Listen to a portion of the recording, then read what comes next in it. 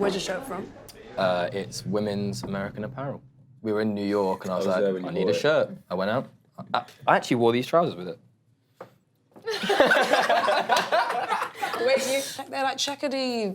They're like school teacher trousers. They remind me of Mr. Bean's trousers. They are actually Mr. Bean trousers. So Please stand hard up, to go on. impress No, they're just Can I vintage. say- They're vintage checkered trousers. It's American Apparel. A girl I fancied in school once said she wouldn't go out with me because she reminded me of Mr. Bean. I reminded her of Mr. Bean. You know what I'm talking. Can I get another pint, please? You reminded her of Mr. Bean. Are you a Mr. Bean fan? That should be flat. I mean, I'm a fan of Mr. Bean, but I don't Well, want after to that. be Mr. Bean. There's a difference, really, isn't there? Such a big fan of what it feels. Walking around not saying anything. We are in Old Blue last because Wolf Alice love pubs. And I'm really glad that you got us here so we can make the Old Blue last a bit more bougie than it normally is. Describe to people what this place is normally like. Less carpets, usually. Yeah. But this is like a great pub, like a great gateway pub for so many bands. And it's always been very driven by new music and... Like, we really wanted to get a gig at the Old Blue Oh, last. okay. That And feeling. well, I remember the first time we had actual people that weren't relatives and or people front we of knew. you. And I remember standing on the stairs and genuinely looking at Joel and being like, done it. Someone's come to watch us play at the Old Blue last. actually And since then, it's all been downhill, to be honest. It's crazy. It wasn't stuff a legend before, wasn't it? That story about the Horrors gig, Yeah. where the downstairs plaster started to come off The ceiling in the pub downstairs because so many people were jumping up and down. Oh, whilst they were playing? Yeah. I think I saw Gallows downstairs. And Downstairs? And he swung off the chandelier. And this was before it Who, got... Frank? Yeah, and this was before they extended it. It was just like the place for me. Like I had to play there. I decided to watch videos of you guys on the internet because that's what people do, especially when you get to watch the funny interviews that you guys have done. Because sometimes the questions, I see you like looking at each other like, what the is going on right now? What's been like the most ridiculous question that you've had to answer in an interview? I hate a game that people always play, which is guess the wolf or Alice knowledge, or what type of wolf it is. I remember doing that once, where a man gave us a selection of, is this a wolf or a dog? So showed us pictures and we had to gauge whether it was an Iberian wolf husky. I was just sitting there, just like, what? This is 45 minutes of my life, trying to gauge whether that's a dog or a wolf. Do you get a prize at the end? Does anything happen at the end? The prize at the end is that, you know, I get to leave. It's quite nerve-wracking being interviewed sometimes. Yeah. It's the other side of things that people don't anticipate, and sometimes it can manifest itself as being awkward. What are you scared? Like, you scared of what people are going to ask you? I guess sometimes you don't actually have a lot of answers for the questions you're being asked. Okay. And so therefore you create one on the spot that is actually not what you Actually think. Yeah. And then you think, oh, damn. Now people feel like I believe that. Yeah. And I just didn't want to answer the question in the first place. Yeah. The good old internet things last forever, Yeah. don't they? Whether they're The true whole or not. chip paper thing is irrelevant now, isn't it? Yeah. I'm sorry, guys. It'll be over soon, I promise. No, this one's nice. Just chill. It's because you've got beverages. Yeah, vodka and beer. Are we saying it's vodka, yeah? All right, cool. This is vodka. Vodka and beer. You guys are on what they call the difficult second album. How difficult was this album? I think because people kept telling us it was the difficult second Yeah. album, we had kept expecting that really difficult Moment. moment. And I guess it kind of passed us by because for whatever reason, we didn't find it too difficult, did we? I think the excitement about making new music probably meant that it didn't feel like hard work, although a lot of hours went in, if you know what I mean. Yeah. You know, for playing the same songs for 2 years and then getting to do the other side of your job that you'd almost forgotten about. That existed. Yeah, you're like, oh, we can make music as well. That's kind of half of it. It was proper exciting. How much of it is officially in the recycling bin, the trash can? How much stuff didn't make the final project? So much. Lots. Full songs I don't as know well, whether or it- just like little bits that weren't finished?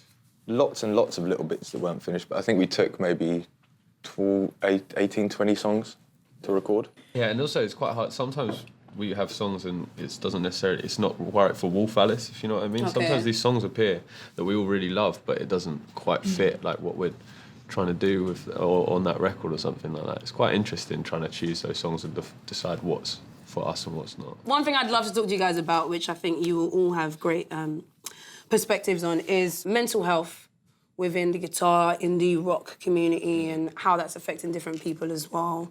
Do you think about that when you're playing a million shows in 3 days, like the way you guys tour and stuff. How much does that play into what you guys do and how you make sure that you're supporting each other? Yeah, a lot. I think the longer you go away on tour for, the more you think about it. You know, there's lots of cliches in music that you know, there's drinking and that kind of stuff, and you start to see why people might fall into that kind of side to thing, because there is a lot to push you towards that, and it's really hard to stay away from it, especially if like you aren't having a good time in your own personal life. It's kind of there staring at you, and yeah, I think you don't realise the extent to that until you experience it very full on. Yeah. Yeah, I mean, the touring lifestyle is just a strange lifestyle. Do you know what I mean? You're away from whatever, you know, your family or friends might be. You know, the most part of the days is filled with nothing. You're filled with nothing, and then at some point you have this huge adrenaline rush for an hour, a bit of a come down from that, and then it's bed or out. We're very close with each other, and if something's up, usually the other three can tell pretty quickly. Okay. And we're good about talking through things, which I think in this situation, this question is the most important thing you can do. Is like just not be afraid to talk about it. To share with each other. Yeah, definitely. You can sometimes feel slightly, at least I've found myself feeling quite guilty about talking, even if you're like tired or feeling like low, because from the outside, it's like the most exciting and amazing thing to be doing, like traveling and going to places, and you don't want to be seen like you're complaining. Yeah. And I think a lot of people then turn off from talking about that you do feel. Things, Because someone might just turn around and go, "You've just been to Japan, shut up." Like, you know, and you kind of feel it's like guilt complex for having to talk about how you do feel. But like Joff said, it's like the biggest roller coaster you could have. Crazy to do that. Yeah, and it is the most amazing thing ever. But people, especially recently, it seems, you know, men in rock world and stuff have obviously, there's been a few people that have committed suicide recently. Need to just talk and have like Be able to share with people. Yeah, and be encouraged to, and have people to tell you that it is absolutely fine. When would it not be fine? You know. Can we get deep and just go straight into like life goals outside of the band? I think, I mean, it's quite weird because like music's quite a lot of the time it's just your hobby, and then when it becomes your job, it's strange. The goalposts change. I think we want to carry on doing this and making music that people listen to for a long time and headline Glastonbury. What year do you think that will happen? So 20. No, I mean, 19. one day I'm not going to start saying this because I'm going to have jinxed it now and everything's ruined. You have to say things out loud if you want them to happen. You have to speak things into existence. I want to play Glastonbury. I'd like another pint. Can we get Joff another pint, please? There you go. Oh my God. And so See? Look what happens when you speak things into existence. Joff is the funnest person to drink with. Why? What does he do? The other day, he threw our mate's phone in the air and smashed it for no reason while drinking. Why? Why? The guy Why? who runs this venue. His name's And he let you come back here as well. sucks. You threw his phone in the air, so it wasn't at anybody. You just threw it up in the air. Did you try to catch it on its way down? Well, him and Theo took me to a cocktail bar, and I don't drink a lot, but when I do, I drink really a lot. well. But basically, we were walking out of the cocktail bar, and for some reason, I had his phone, and he went, "Can I have my phone back?" And I went, "Yep." Threw it in the air. It's night time. It's pitch black. He sent a phone into the darkness for it to return. And he went, obviously. Completely missed it. What about you, Els? What's always been on your list of things to do? I'd like to get really good at ping pong. I will literally went like this. I was like, this is going to be serious. I would. At ping pong? How good are you at it now? No, not good at all. You're always trying to learn language quite a lot of the time. I catch you. Yeah. What have you started to learn? I got fairly good at Spanish. Yeah. You did. was good. Do you want to do the rest of the interview in Spanish? No. Wait, what? That was good. That was good. Me gusta mucho ping pong. I want to be good at ping pong. I love ping pong. My name like is ping pong. My name